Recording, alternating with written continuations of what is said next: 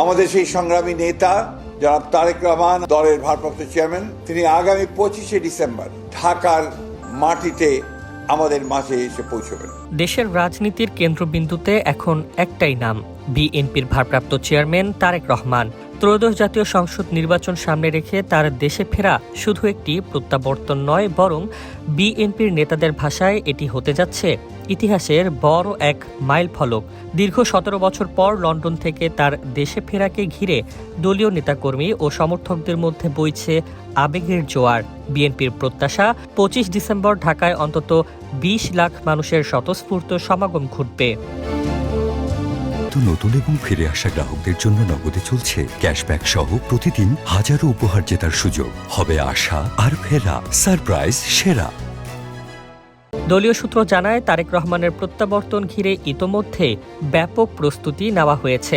কেন্দ্রীয়ভাবে committee গঠন, নেতাকর্মীদের দিক নির্দেশনা এবং কর্মসূচির রূপরেখা চূড়ান্ত হচ্ছে। বিমানবন্দর থেকে গুলশান পর্যন্ত জনসমুদ্র সৃষ্টি হতে পারে এমন আশঙ্কা যেমন আছে, তেমনি আছে গর্ব ও উত্তেজনাও। তবে এই উচ্ছ্বাসের মধ্যেই নিরাপত্তা নিয়ে দুশ্চিন্তা বিএনপির শীর্ষ পর্যায়ের। দলটি মনে করছে, বর্তমান রাজনৈতিক বাস্তবতায় শুধু পুলিশের নিরাপত্তা যথেষ্ট নয়। সে কারণেই তারেক রহমানের জন্য স্পেশাল সিকিউরিটি ফোর্স এসএসএফ দেওয়ার দাবি জানিয়ে সরকারকে আনুষ্ঠানিক চিঠি দেওয়ার প্রস্তুতি চলছে। দলীয় সূত্রের দাবি, সরকার ইতোমধ্যে বিশেষ প্রশিক্ষণপ্রাপ্ত একটি নিরাপত্তা টিম প্রস্তুত রেখেছে এবং নিরাপত্তা দেওয়ার বিষয়ে মৌখিক আশ্বাসও দিয়েছে।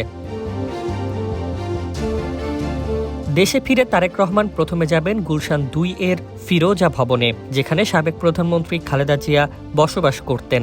সেখান থেকে তিনি মায়ের সঙ্গে সাক্ষাৎ করতে যাবেন। পরবর্তী সময়ে পাশের বাড়িতে অবস্থান করবেন এবং বিএনপির গুলশানের রাজনৈতিক কার্যালয় থেকেই কার্যক্রম পরিচালনা করবেন।